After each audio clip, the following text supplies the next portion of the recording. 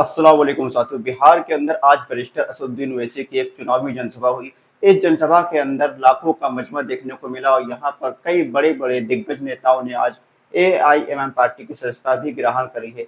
Barrister Asaduddin Owaisi आज 3 दिवसीय दौरे पर बिहार आए हुए हैं। यहाँ पर बहादुरगंज विधानसभा सीट पर आज उन्होंने एक बड़ी जनसभा को संबोधित किया। उनके प्रत्याशी तौसीफ आलम के समर्थन में वो भी मौजूद थे। इसके अलावा यहाँ पर कई और पार्टियों के बड़े बड़े दिग्गज नेताओं ने आज एआईएमआईएम पार्टी को ज्वाइन कर लिया है और आने वाले 2025 विधानसभा चुनाव के लिए एमआईएम पार्टी को और ज्यादा मजबूत होती हुई नजर आ रही है। बिहार के अंदर असदुद्दीन ओवैसी ने ये ऐलान किया है कि हमारे 4 विधायक तोड़े गए थे, 4 का बदला हम 24 से लेंगे और एक दिन ऐसा आएगा कि यहाँ पर आरजेडी और कांग्रेस वाले एआईएमआईएम पार्टी के पास भीख मांगने आएंगे कि आप हमको समर्थन दे दीजिए, आप हमारे समर्थन से आपकी हमारे सरकार बन जाएगी। असदुद्दीन ओवैसी बिहार के अंदर 3 दिवसीय दौरे पर आए हुए हैं। बहादुरगंज में उनकी पहली जनसभा थी। कल उनकी ढाका में जनसभा होगी। इससे पहले किशनगंज, अररिया के इलाकों में बैरिस्टर असदुद्दीन ओवैसी लोगों से मुलाकात करते हुए नजर आए।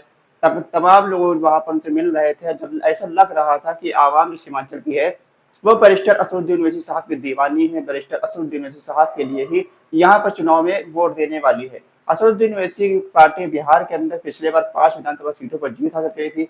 हालांकि 5 में से 4 विधायकों ने बाद में पाला बदलकर आरजेडी में शामिल हो गए थे, जिस पर बैरिस्टर ओवैसी साहब की पार्टी को ये लग रहा था कि उनकी पार्टी इस बार खत्म हो जाएगी, उनकी पार्टी का वजूद सीमांचल से खत्म हो जाएगा, लेकिन उसका उलट हुआ।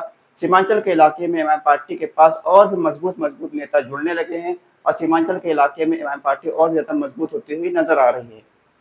सीमांचल के किशनगंज और पूर्णिया के इलाके से बड़े बड़े दिग्गज नेताओं ने आज एमआईएम पार्टी की सदस्यता ग्रहण करी है, जिसमें से पहला नाम है किशनगंज के जिला पार्षद चेयरमैन फैयाज आलम का। फैयाज आलम जिला पार्षद चेयरमैन है किशनगंज के और यहाँ पर उन्होंने आज अपने परिवार के साथ एमआईएम पार्टी को ज्वाइन किया है। ये ठाकुरगंज विधानसभा सीट से 2015 के चुनाव में समाजवादी पार्टी के प्रत्याशी भी थे। इनको लगभग 12-13 हजार वोट आया था और यहाँ पर असदुद्दीन ओवैसी की पार्टी में शामिल हो चुके हैं और ये काफी ज्यादा मजबूत आदमी है। तौसीफ आलम के बड़े भाई हैं जो कि बहादुरगंज से एमआईएम पार्टी के प्रत्याशी हैं। ये पहले आरजेडी में थे तो आरजेडी पार्टी को छोड़कर आज ये एमआईएम पार्टी में आए हैं। इसके अलावा कांग्रेस पार्टी को छोड़कर तौसीफ आलम, इनके छोटे भाई, पहले ही एमआईएम में आ चुके हैं। और अगर बात करें दूसरे नेता की, दूसरे नेता है गुलाम सरवर साहब। गुलाम सरवर साहब की एमआईएम पार्टी में वापसी हुई है। गुलाम सरवर 2015 विधानसभा चुनाव में 22 विधानसभा सीट से एमआईएम पार्टी के प्रत्याशी थे। उनको लगभग 17,000 वोट इस सीट पर आया था, लेकिन 2020 में उनको टिकट नहीं मिला था, तब उन्होंने पार्टी को छोड़ दिया था, पार्टी से बगावत कर दी थी। हालांकि कोई भी उल्टा सीधा बयान उन्होंने एमआईएम पार्टी के अध्यक्ष के खिलाफ नहीं दिया था। आज उनकी वापसी हो गई है एमआईएम पार्टी में फिर से। और बड़ी बात यह है कि इतने अरसे के बाद गुलाम सरवर जो है वो इस वक्त पूर्णिया के जिला चेयरमैन बन चुके हैं। पूर्णिया के अंदर उनका अच्छा खासा सियासी रसूख बढ़ चुका है, वो जिला चेयरमैन भी बन चुके हैं और अब असदुद्दीन ओवैसी की एआईएमआईएम पार्टी में शामिल हो गए हैं। और उम्मीद जताई जा रही है कि जो गुलाम सरवर हैं ये बिहार की 22वीं विधानसभा सीट से एमआईएम पार्टी के प्रत्याशी हो सकते हैं और 22वीं विधानसभा सीट पर एआईएमआईएम पार्टी गुलाम सरवर को टिकट देकर इस बार बड़ी जीत हासिल करने की कोशिश भी कर सकती है। इसके अलावा कई और बड़े नेता जो एमआईएम पार्टी में शामिल हुए हैं, जैसे कि अकबर साहब अमर वैसा के कांग्रेस पार्टी को छोड़कर शामिल हुए हैं। इसके अलावा तकरीबन दर्जन भर नेता ऐसे हैं जो कि एमआईएम पार्टी में शामिल हुए हैं आज। इसके अलावा जो कि हाट के अंदर मौलाना अब्दुल्ला सलीम चतुर्वेदी साहब भी आज एमआईएम पार्टी के मंच पर नजर आए, एमआईएम पार्टी के साथ नजर आए। उन्होंने वहां पर स्टेज पर असदुद्दीन ओवैसी साहब के साथ स्टेज साझा भी किया।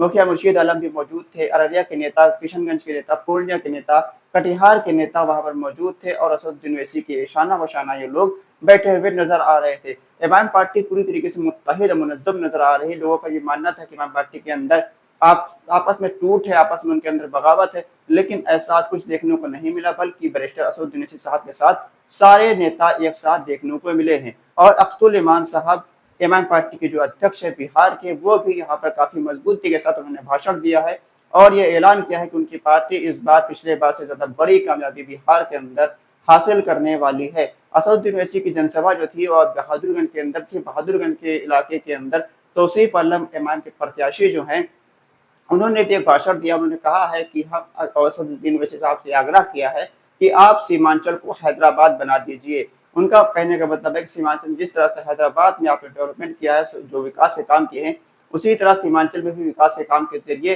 सीमांचल को भी हैदराबाद को अब बना दीजिए। असदुद्दीन ओवैसी के पार्टी के और भी नेता ने भाषण दिया है जिसमें वो लोग एमआईएम पार्टी को मजबूत करने के लिए अपनी अपनी राय देते हुए नजर आए और एमआईएम पार्टी की जरूरत को सीमांचल की आवाम को समझाते हुए भी नजर आए।